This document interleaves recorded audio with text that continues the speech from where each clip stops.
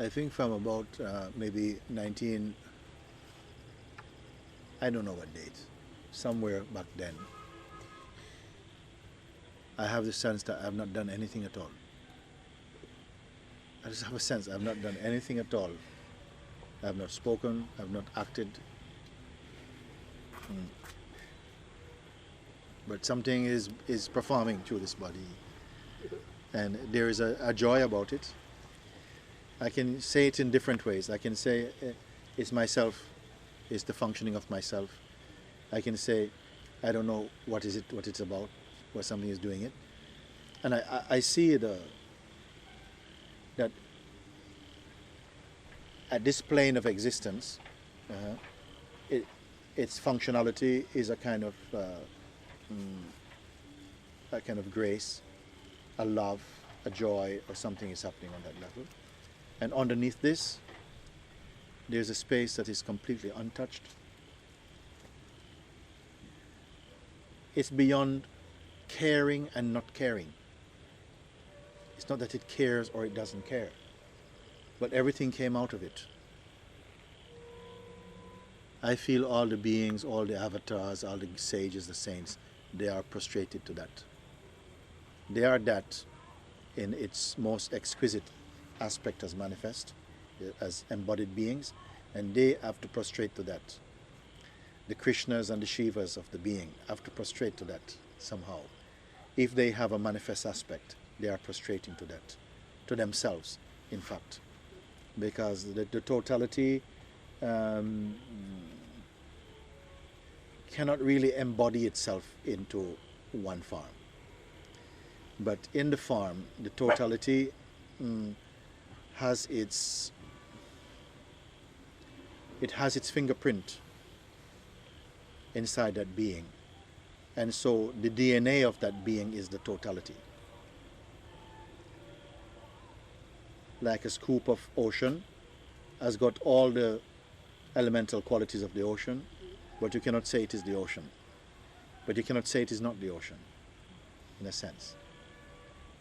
But that aspect, which is the quintessential nature of the ocean, is also in that. And I don't know if that's such a good example, because a jnani, what is the principle that is referred to as a jnani or a sage, is absolutely in harmony with that.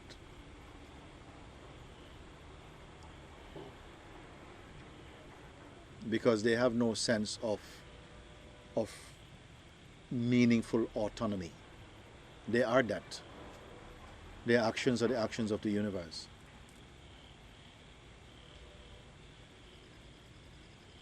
And these things, I have a little bit of hesitation to talk about them because they can be easily misunderstood. So I'm spending less time talking about it. If I talk about it, it's because there's a joy in talking about it, you know. I can go into different things and talk about them. But sometimes I think, I don't know if it's helpful, you know. It's just for inspiration, maybe. It's just to excite, to tickle the beingness into a laughter of the magnificent one. But for sometimes practical purposes, I prefer just to guide you to don't touch this thing, this. Stay in your seeing, and now verify what is seen. And then somehow you have to admit. You have to acknowledge and admit. You got me, I am that.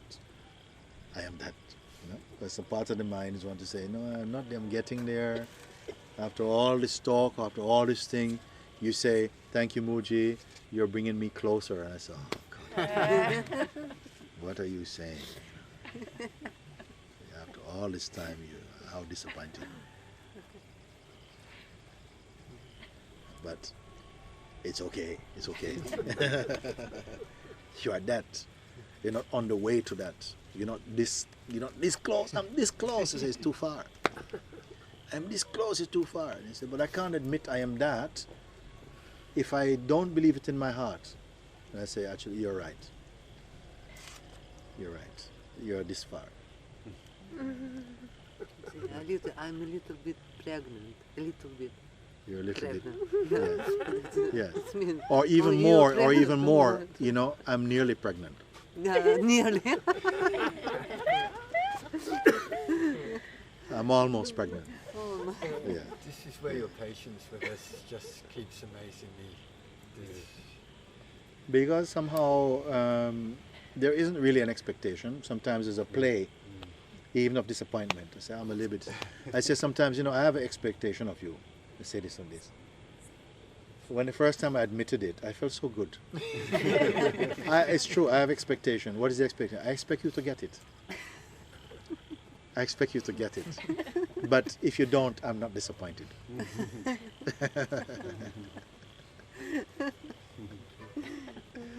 Because it's not really up to you like this. It's you. You see? Yeah? It's like that.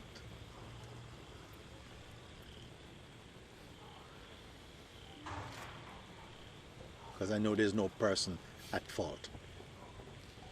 And if the consciousness is playing the role of arrogance, then there's nothing that consciousness can do. In fact, it can slap the arrogance also.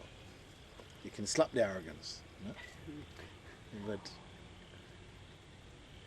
it's its wish to do it or not. Mooji, I want to share one experience with you. It's 2 years ago in Priya's house, last Satsang, in the Priya's house. In Priya? In Priya's Pretty's house, yeah. Pretty house. And then it's after this, you finished the talk, and then it was silent. We were sitting in the silence, and it looks for me like everyone left the room, and you too, and then I was so much inside. And then and I see, and like, your chair, you're not there. Yeah. For sure, you're not there. Nothing. It's just empty chair sitting. Absolutely sure. Open the eye. Everyone, full room is with the people, and you are sitting there. It means, and then it was like subtle change in the air, like birds were singing, and sound of the natural sound. It was even stronger then, and this is emptiness of. And then I understood Mooji's person is not here at all. Absolutely, just only the presence of presence. Yeah. And then it's so beautiful, like you said. It's no person. It's something there, still form. It's here, sitting, talking, but inside it was so beautiful. Yes, Silence something. and emptiness. Yes. Beautiful emptiness. I can say just it was so beautiful emptiness. Yes. So great.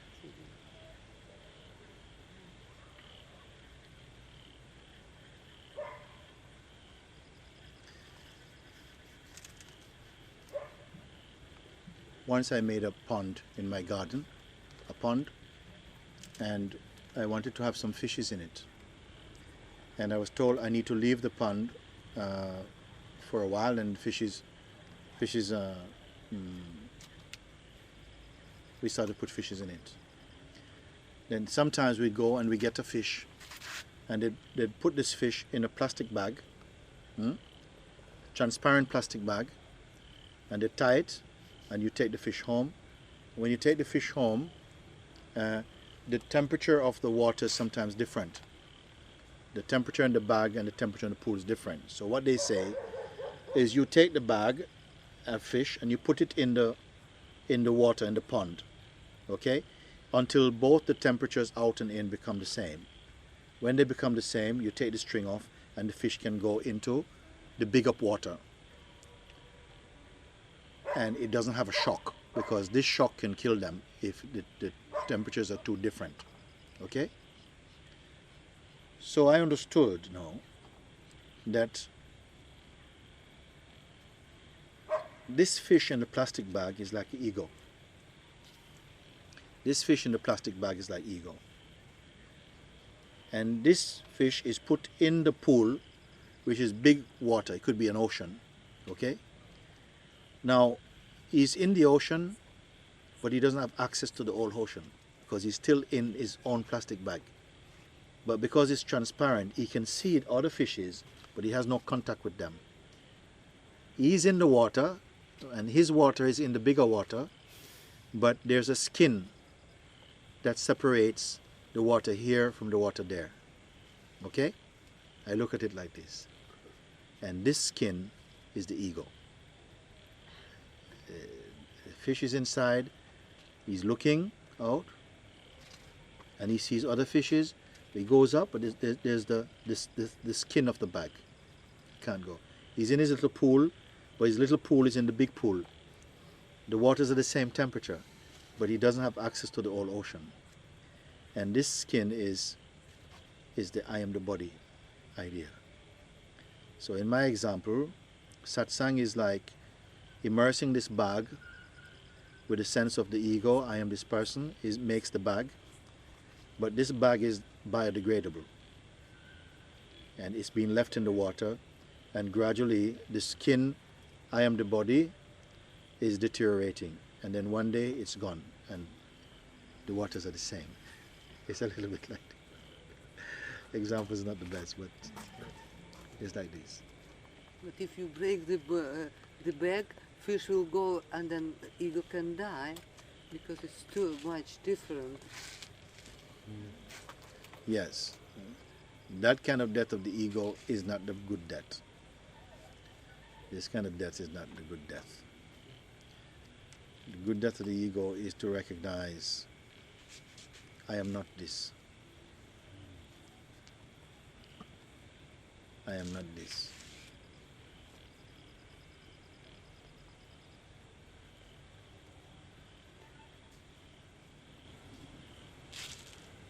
One does that when he's ready for it. Like is a process. Is like is a destiny. I don't know. Is Yes. something that is.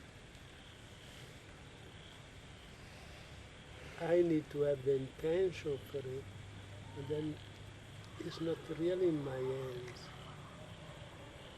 It will happen. This is one way we can look at it. We say it's not really in my hands. Then we can say, well, there's nothing you can do about it. Then what's the point of practicing anything at all? Because if it's going to happen, it's going to happen. Okay? But I don't put so much emphasis on the happening, because what I say is that you are this already. Okay? Yeah. The happening is only the recognition that you Yeah. are this, Yeah. first of all. So when the beings say, there's nothing I can do about it, my question is, who are you? This is my living question. Because to say there's nothing I can do about it, you're already in the state of an assumed identity. I only want to ask, please establish your identity, the one who speaks this.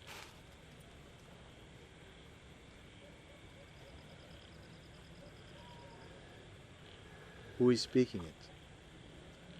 Is it the self that is speaking it? Is it the body that is speaking it? No, are my conditioning. Yes. Are my conditioning that. And then, if it is your conditioning that's speaking it, something recognizes this as conditioning. Where are you looking from to know that this is conditioning that's speaking it? And if it is conditioning that's speaking it, can you say, I am that conditioning? If you are the witness of the conditioning.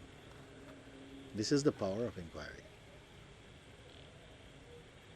Because if you say, there's nothing I can do, then something stops there. It almost gives up. Yeah? And an opportunity is lost. But I said, who is speaking it? At least do this much. Who is speaking this thing? And then we see that there's space here for recognition. I can tell you. Yes.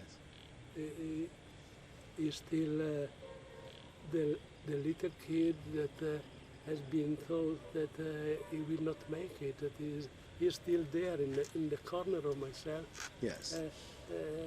As a memory and an idea. Which is greater? This little kid or the consciousness in which the kid is preserved? And the consciousness which is capable of observing this idea of an identity called a little child that is responding to the effects of conditioning. And what is this? Because what is this? This is immediate. You see, it's not that, this is not saying it's nothing I can do. No. It's the child idea is saying nothing I can do. Yeah. And if that voice is listened to, the consciousness shrinks down into that voice and occupies the identity of that voice. But you have just shown there's an awareness that there's this voice. So I want to report from the awareness itself. Is the awareness saying there's nothing I can do? It's not the awareness. Huh? It's not the awareness. Yeah, and, yeah. So then who are you then?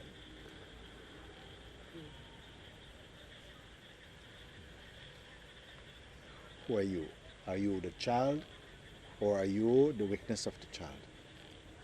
I am definitely the witness of the child. Yes, yes, yes. And then what does this witness, what is the identity of this witness? What is the date of birth of this witness? There's no date. Yes. It was always there. It is always here. It was always there. Yeah. So what does it have to do to be what it is?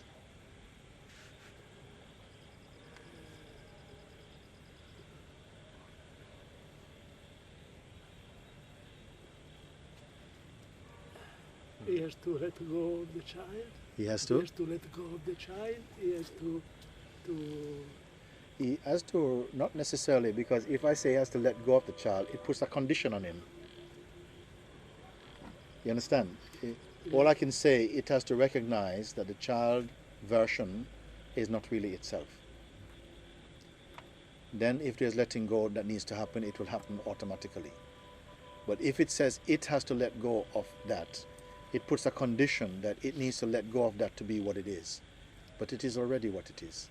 It's only that the recognition has to be that it is not that portrait that has been given so much importance and so much identity. And that this itself is not an identity. You see?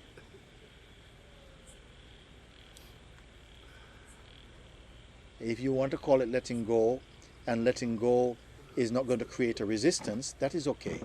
If this letting go for some people, it is okay. So let go, yes, now I can drop it. And that's something authentic, then great, then drop it. Can you ask me again?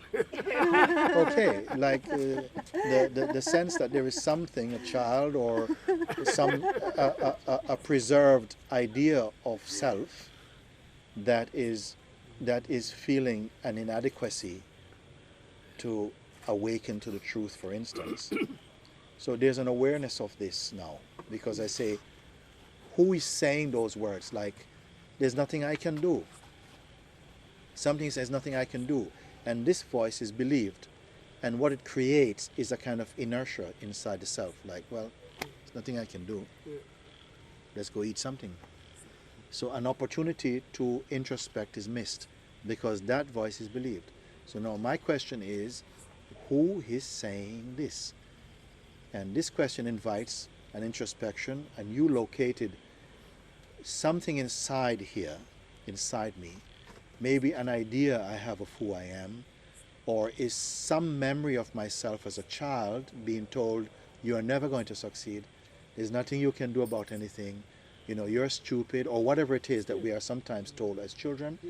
And the consciousness preserved this pain inside itself. And whenever a real opportunity comes, the voice is coming from this kept impression of the self that says, there's nothing I can do. There's nothing I can do. I'm just not enough for that. You see?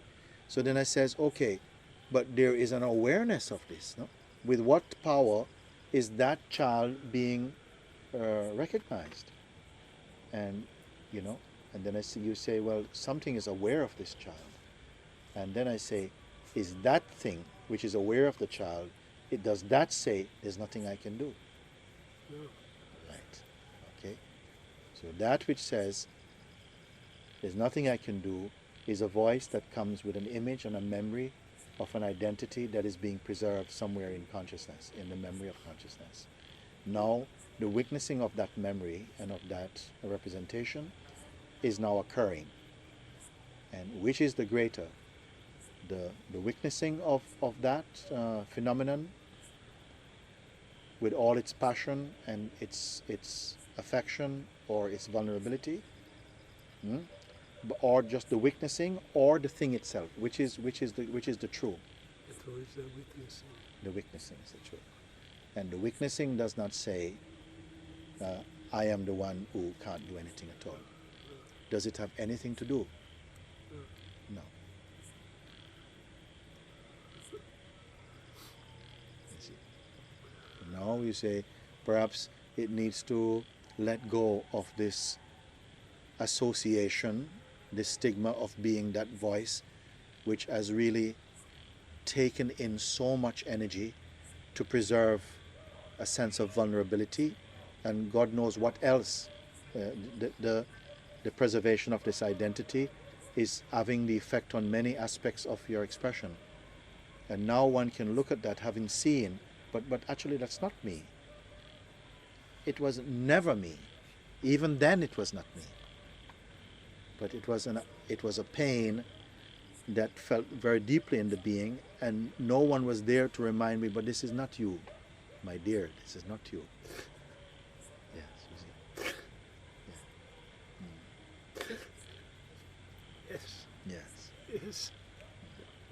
Yes. And for some reason, best known to consciousness, it kept this identity because it wanted to continue in this life, to grow other ideas and to feel lots of taste through the identity of this preserved association. Somehow it was for the consciousness' own purpose. Then when it's ready at some point, perhaps now, it's able to look at that and to say, yes, that's not me. It was not me then, and clearly it's not me now. Yeah, this is what that is. It's not me now. It was Yes. not. Yes. Yes. And nothing that I experienced, no thought that I believed was ever me. It was just my experiencing. And on account of memory, which is an aspect and function in myself, certain impressions which felt very powerful were preserved because I had the sense I am this person, and it had to self-care for itself. But now it is seen, but that's just the mechanism of consciousness in its aspect of being a person, but it's not an essential truth.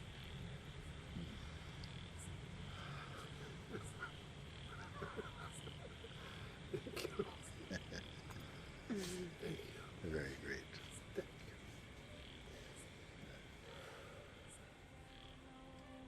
Sharanam Ganesha, Ganesha Sharanam, Sharanam Ganesha, Ganesha Sharanam, Sharanam Ganesha, Ganesha Sharanam, Sharanam Ganesha,